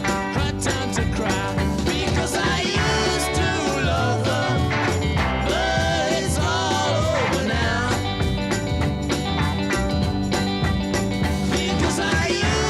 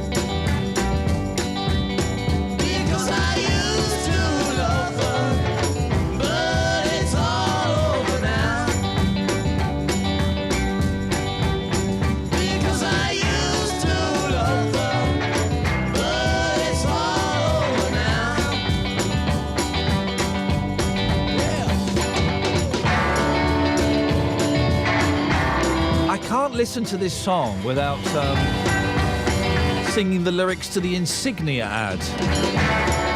And that's about 30 years ago.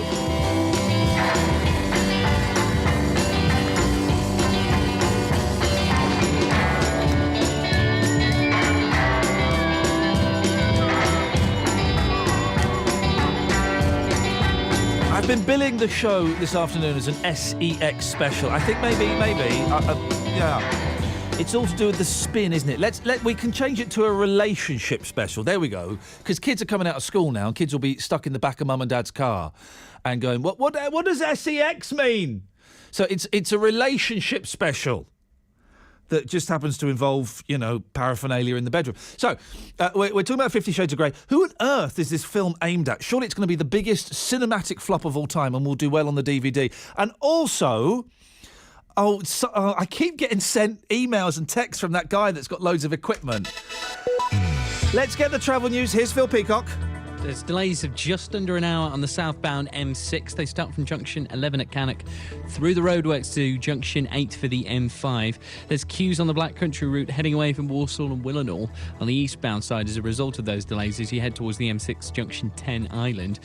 There's queues northbound on the M5 as well, heading towards the link road for the M6 North carriageway. Those delays start from junction 2 at Albury. It's also beginning to look quite busy on the M42. The northbound side is slow from junction 3 for Redditch towards junction 4 for Shirley and Dorridge. If you can update us, call BBC WM 95.6 Travel on 0330 123 3550. The voice of Birmingham and the Black Country. BBC WM 95.6. Simon's just sent me a picture of his spare room. Wowzers. Let's get the news. Here's Chris Blakemore. Thank you, Ian. Good afternoon. A 91-year-old former teacher has been jailed for 9 years for sexually assaulting boys at a school in Birmingham. Marcus Marcuson committed the offences at Ilmington Comprehensive in Wheely Castle between 1957 and 1978. He's the oldest person ever to be sent to jail for the first time. Meanwhile, a former TV weather forecaster has been found guilty of indecently assaulting 2 pupils when he was a teacher. Fred Talbot was a celebrity in the 90s when he presented the weather on This Morning. A jury in Manchester cleared him of 3 other charges. He'll be sentenced next month. The number of times people have banned themselves from betting shops has risen by 50% in the last 5 years. It's known as self-exclusion, and it's when you go into a bookmaker's, fill in a form, hand over a photo and tell them you don't want to be allowed to gamble anymore. And a baby has been rescued after the pram she was being pushed along in was blown into the River Severn. It happened in Shrewsbury this morning when she was out with her grandma. 2 council workers jumped into the river to rescue the 6-month-old baby girl when they heard her grandma scream.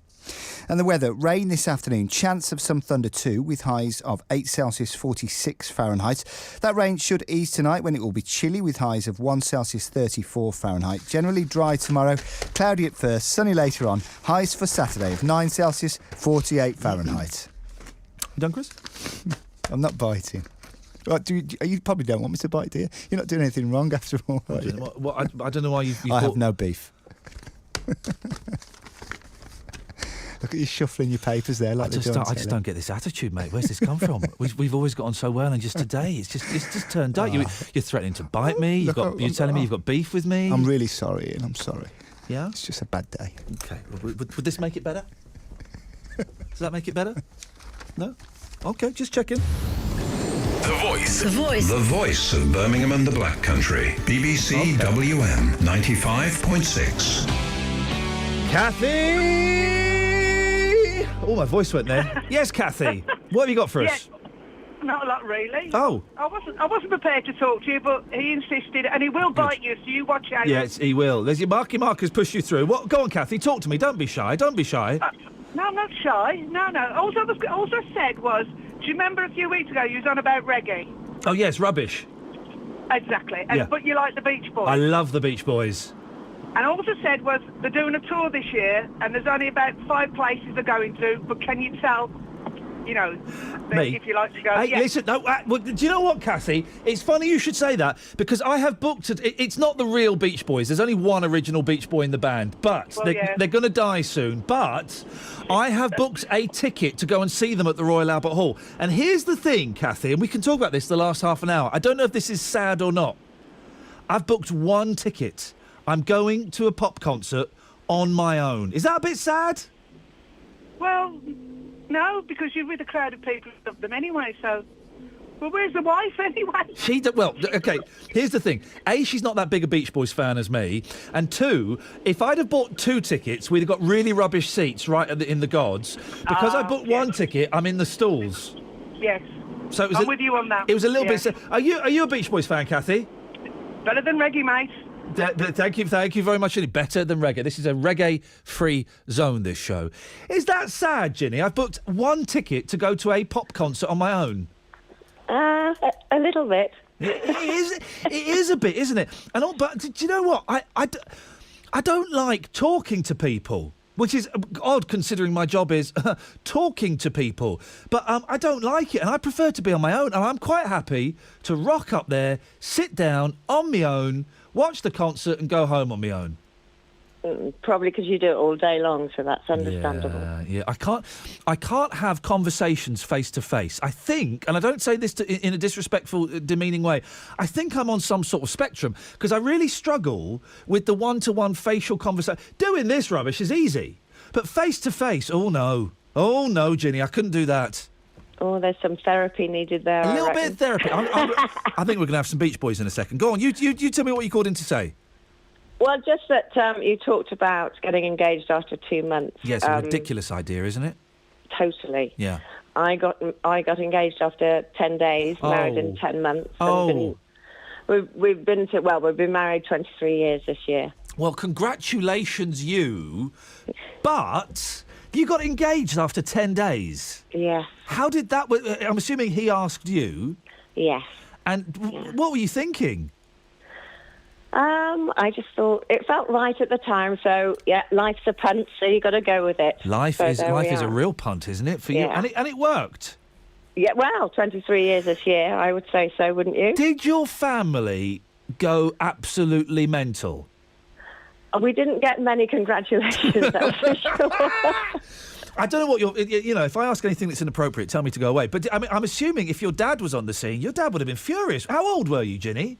24 at the time. You were still a baby. I was. But unlike you, I had said no before. Oh, to somebody else? To 2 proposals before. 2? So, yeah. I'm not a yes man like you, or woman. No. How did you not feel... Did you know those proposals were coming? Ish, yes, yeah. And did you feel awful saying no? I mean, how does one feel when they are saying no to somebody? Well, you try and do it in the nicest way. Delay tactics, I think, would be used in those circumstances. Let me think about it. I really like you, but... oh, yeah. God. You crushed those poor boys' dreams. It's a terrible thing. How come everybody was after you? You must be quite some catch.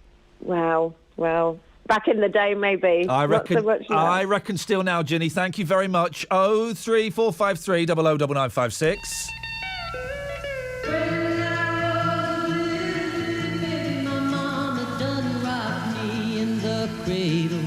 In them old cotton fields back home. It was back in Louisiana, just about a mile from the Texarkana. In them old cotton fields back home.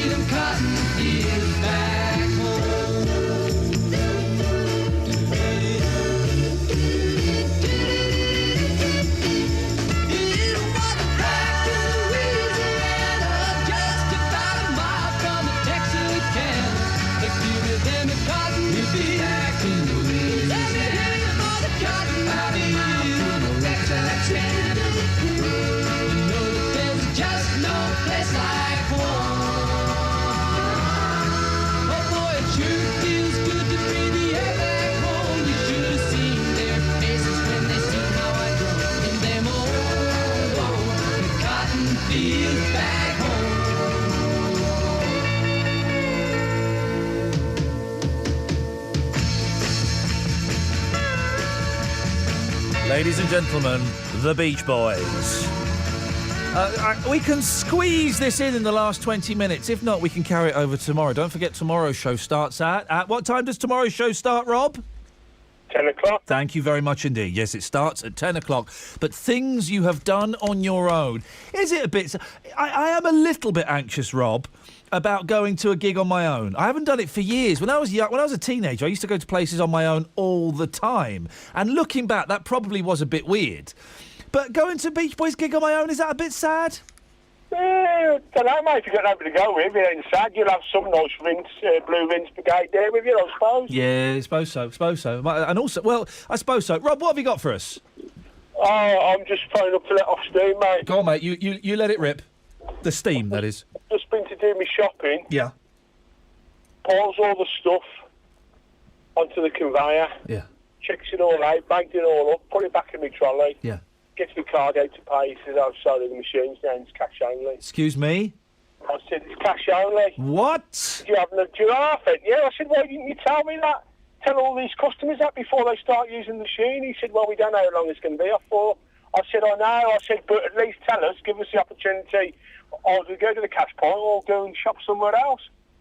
They've done it, you see, because they don't want to lose a sale. Once you put it all through, I mean, you can either walk out or go to the cash point, can't you? So hang on, is this a shop that's only got one till in it? No, there was about 5 tills, and then all the machines broke on all of them. Oh, no. You're right, that is out of... I would have told him exactly what... I would have walked out, Rob. I said, "Ring the bell, I'll speak to the manager." Manager come up and I've told him. He said, "Well, the trouble is," he said, "we don't know how long they're going to be off for." I said, "I know that." I said, "But tell us before we start putting the stuff on the trolley, or have someone at the door here saying a cash sale only."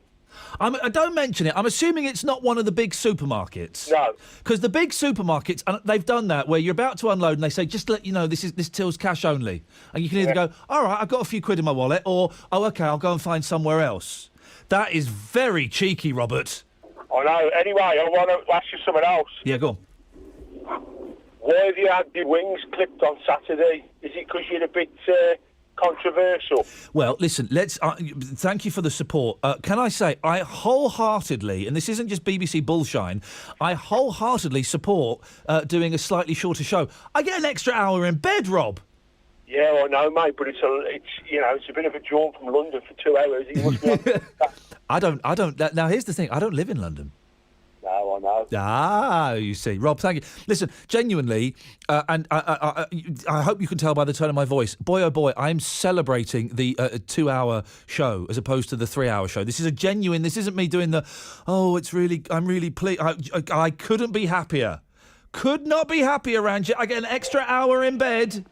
You all right, mate? Yeah, I was, mate, until you spoke. Yes, boss? Yeah, they're probably going to make way for Danny Kelly, mate. Ranjit, is there any chance you could put the phone, I don't know, near your mouth? Yes, can you hear me? Hello? Ranjit? Yes. Is he gone? I can't hear him. I can hear you. Ranjit? Ranjit, are you there? Of course I'm here. Right, we'll have to come back to him after this. Hang on. The FA Cup on the BBC. Oh, my goodness me! Liverpool have scored a 4th goal! Get carried away with the Cup. It is the best cup competition in the world. The FA Cup, back and bigger than ever on the BBC. Continues on Sunday from 12:30 with Aston Villa versus Leicester City. Yeah! Surely that's it! Can you believe it? Followed on Monday night at 7:45 by Preston North End against Manchester United. People say, why do we get carried away with the FA Cup? It's because it turns up nights like this. Live on BBC One and BBC One HD. What I don't get, Ranjit, is why are Sky and BT Sport and all these other... £10 million a game? Because supply meets demand, mate. £10 million a game of football? That is insane. Because people are paying for it, my mate. Don't you understand that? Yeah, but Sky are paying for it. No, people are paying through subscription. and buying the merchandise. That's why it's happening. Well, but the Supply merchandise... meets demand, mate. Yeah, well, supply meets demand. That well-known phrase, supply Yeah, but meets your demand. show's been cut by you now, innit? You cheeky So what little does that tell cheeky you? sod. Ranjit, what do you want to have a whinge about today, boss? I want to have a whinge about something that you can talk about tomorrow. Thank you. Oh, thanks, Ranj. Yeah, you know, I've been listening to the press, listening to the radio, and I've been watching the television and that. You know that bloke that got attacked in Newcastle, that handicapped guy? Oh, the wee fella, yeah, and they raised like 300,000 quid for him or something. They did. I've not been following that was this. a horrible crime. Ranjit, I've not been following the story very closely, but go on. No, you haven't. But it was a horrible story, yeah? Yeah. Okay, it was a horrible thing that happened to him, and it should never happen to And him. by the way, well done for bringing the whole show down in the last 15 minutes. That's genuinely appreciated. Because I thought we were having too much fun, Ranj. So thank you for that. They caught somebody, yeah? Yes. Okay, and I've noticed that they've not mentioned the person's ethnicity. Right. When they've been doing it. If it was somebody from, say, Somalia or somebody from Pakistan or India, Right. or a black person, it would have been mentioned. It would have Well, do you know it's not someone from Somalia or we a black... don't know, but it's not been well, then Ranjit, your point is moot. No, you should investigate then. No, you investigate. Your point is moot. You No, but said... I've not mentioned it. Well, you've said... Yeah. We don't know what ethnicity he is. If he was black or Somalian, we'd know. Well... In all probability. But I we reckon don't know it's if he is black or Somalian, Yeah, or but- white, or Right, so Asian. We don't know. Okay, then why do they, when somebody is black or somebody is Asian, why do they mention it then? Well, I've heard it being... And this is actually quite a good thing to explore, just maybe not on this show. I told you, yes. But they give that... They say that when they're looking for someone, don't they? And that's valid. When they're looking for someone, yes, you've got to give a description. That is valid. But loads of times already, when somebody has been arrested and they do explain what their ethnicity is, especially when they're from a minority. I'm trying to... Right, let me try and find a story, because I can't necessarily agree with that, because I can't think of any examples. I'm not asking you to agree with me. I'm saying put it out to our audience, yeah? Whoa. I'm going to stop you there, Ranj. You just crossed a line, mate. Why? Just rewind the tape. What did you... Because I said our audience. That's okay, good. your audience. Thank you, Ranjit. It is... No, shut up. Put it out to them for tomorrow. Shut At least up. they've got No. something to think about, Shut up. You just... It's my audience. And my fan club. Oh, right. Thank you for calling, Ranjit. 03453 009956. The point makes no sense. If it had been a black person or a Somalian, we'd know about it. Well, do you know what ethnicity they are? No. Well, then you don't know if it's a black person or a Somalian. Well, I mean, I suspect we won't be talking about that tomorrow. It's still the same kind of nonsense on a Saturday. We're moving the furniture ever so slightly on a Saturday. So, the show starts at 10 o'clock. Marky Mark is producing, and we'll just kind of see what happens. Does that sound all right, Marky Mark? We're just going to kind of rock up and see what happens. It's great. That's what we're going to do. We'll come in. Ranj, you still there? Yeah. Put your phone down. We're going to come... What's he waiting for? He's gone. We're just going to come in and have very little prepared. That's the plan. I love it. Good. Best kind of radio. The breast kind of radio. Best. Thank best. you. Ranjit, you still there? Yes, I Put your am. phone down, man, for goodness sakes.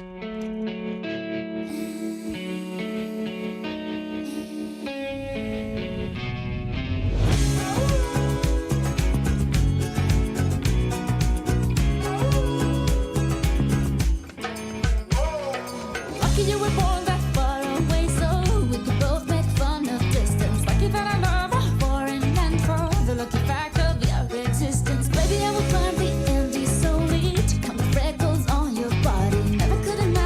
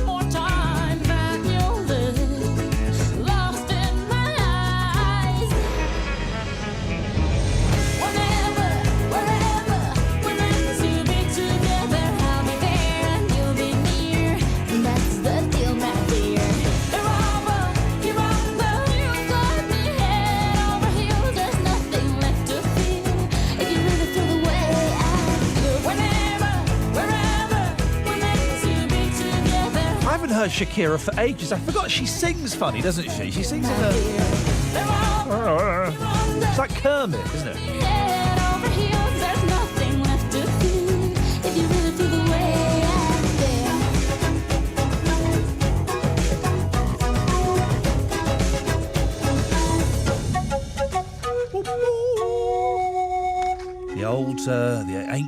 The ancient and mysterious art of the panpipe. Nothing better than my miss. This is a text, and I wish I hadn't started it. Nothing. I don't understand any of this. George? Hello? See if you can understand this, okay? This is a text from someone. Nothing better than my missus' smelly feet rubbed in my face. There's so much more to BDSM than people realise. Cling film is a godsend. No, don't understand it. Any ideas at all, George? No, I think she's been watching 50 Shades of Grey, isn't she? Yes. Are you going to go and see it? Yeah, I'm going tomorrow. Who are you going with? Nobody. You going on your own? Yeah. That's a bit weird, isn't it? No. No? I always go to the cinema on my own. Yeah. What was the last film you saw at the cinema on your own? Me? Titanic.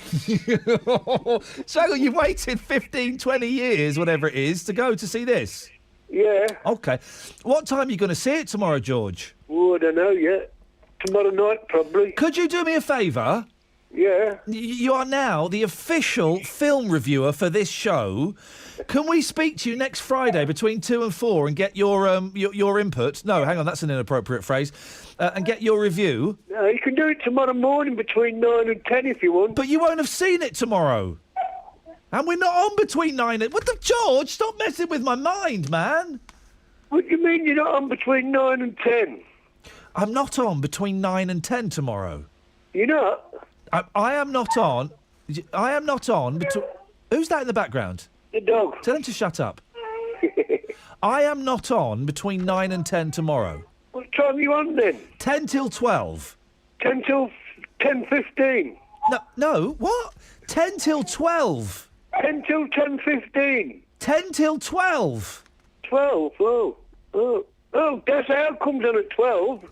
Yeah, thank you, George. I mean, Daz Hale will be coming on at 12.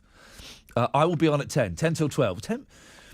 I was in B&Q the other day, says Dave, and a bloke... I was in B&Q the other day, and a bloke in a black and orange shirt asked me if I wanted decking. Luckily, I got the first punch in. Lucky escape, hey? I quite like that. I don't get that nothing's better than my missus' smelly feet rubbed in my face. Cling film is a godsend. I mean, that kind of stuff worries me. Speaking of worrying, it turns out I'm not a real man. I shall tell you why. The 50 things real men should know. Ay. At number 50, I don't even know what this means, Premier League favourites. That's football, yeah? OK. At number 49, I won't do the whole list, don't worry.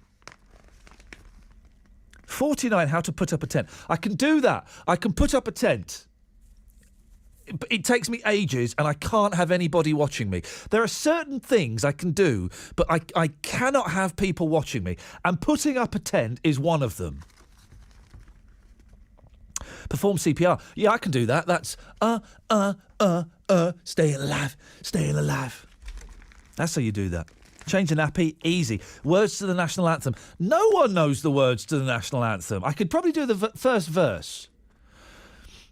God save our gracious Queen, long live our noble Queen, long live the Queen. Send her victorious, happy and glorious, long to reign o'er us. God, there we go, I can do the first verse. I can't do the bit where it gets a bit racist about the Scotch and how we own them and we should put them in chains and stuff. Oh, this is a good one. Number 40. You should be able to know how many miles are left when the petrol red light appears. There's nothing better. There's nothing more satisfying in life than playing petrol poker, where you're on empty and you drive past a petrol station and you say, yeah, I'm feeling this vibe. I'm going to keep on. I think I can make it to the next petrol station. It's an exciting game, Malcolm, isn't it? Yes, it is. Hey, listen. Yes. I wasn't a real man. I thought you was getting that blooming dress out again. For goodness sakes, can we scotch this rumour, please, that I'm a transvestite? It wasn't me. It was who was it? The fella earlier on who likes to dress up in his women's clothes. 50 Shades of Grey, Malcolm. When are you going? I'm too old for that sort. No. Anyway, I don't think it's any good, is it? You're never too old for a little bit, as Madonna said, hanky spanky. Oh well, I suppose you're right, but it's no good if you can't do anything about it. You can look, but you can't touch. Let me go through some of these things, Malcolm. These, you need to know these 50 things to know whether you're a man or not. Oh, go on then. Number 36. How many inches in a foot? How many inches in a foot? 12, isn't it? 12 in it. Can I say there was a story that we didn't do in the paper today? Yes. Of a young lad. Yes. I've got to tread so carefully. So did he until he had the operation. There was a young... You know where this is going already. Don't you get... No, there was a young lad in the paper, right? Yeah. He's only 17. He had to have an operation to reduce the size of his winkle. Yeah. Oh, not his foot. His penis. It was 7 inches. 7 inches. Oh my God. That was on a cold day. So cold day. Number 15 is: can you fix a puncture? On what? On a bicycle. Well, a bicycle. I thought you could have made a car. Well, okay. Tyre, a truck tyre, or whatever. Can you change a tyre? Yeah. On a car? Yeah. Do you not call and out a truck? Oh, get real. Do you not call out the AA for that? No. Oh. When I was in the army, you had to do your own. Can you fix a toilet? I can do that. Fix a toilet? I can do that. Oh, yeah. I've had my hand down the toilet and pulled out all kinds of unpleasantness. Have you? Oh. Can you wire a plug? Yes. Can you give a confident handshake? Oh, if I wanted to. Do you know your wedding anniversary date? Yes. What is it? November the 11th, isn't it? I think it's November the 11th. Don't ask me, Malcolm. I haven't got a clue. No, I'm talking to the missus who's sitting here laughing. Is he right, Mrs. Malcolm? You're right. Malcolm, you got 20 seconds. What did you want to say? No, I was just on about that. Listen, if you're not on till 10 tomorrow, I won't be able to listen to you because we always go out at 10 every morning. Where do you go? Well, we usually go shopping. Well, could you not go shopping either earlier or later? Go at 12. Daz Hale's on. Is he? Yeah. Go. Do the shopping at midday. Well, right. It depends. I'll have to ask the governor. Oh, flipping heck. Malcolm, thank you very much. Show starts at 10 tomorrow. It's a good thing. It's a good thing. Trust me. If you want to send me an email, you can. Iain.lee, IAIN.LEE at bbc.co.uk. Let's get the travel news now. Here's Phil Peacock. There are queues on the southbound side of the M6. They last around half an hour from junction 11 at Cannock towards junction 8 for the M5 through the various restrictions for roadworks. It's having a real knock-on effect for the Black Country route as you make your way away from Walsall and Willenhall towards the M6 junction 10 Island. The northbound side of the M5 is queuing towards the link road for the M6 North carriageway as well.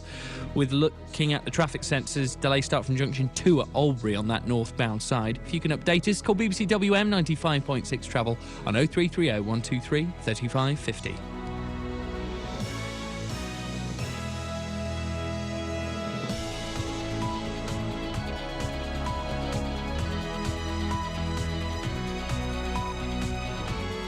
The voice of Birmingham and the Black Country. BBC WM 95.6. 4 o'clock, a very good afternoon, Friday afternoon. I'll do my best to inform and entertain over the next few hours. The football phone in between 6 and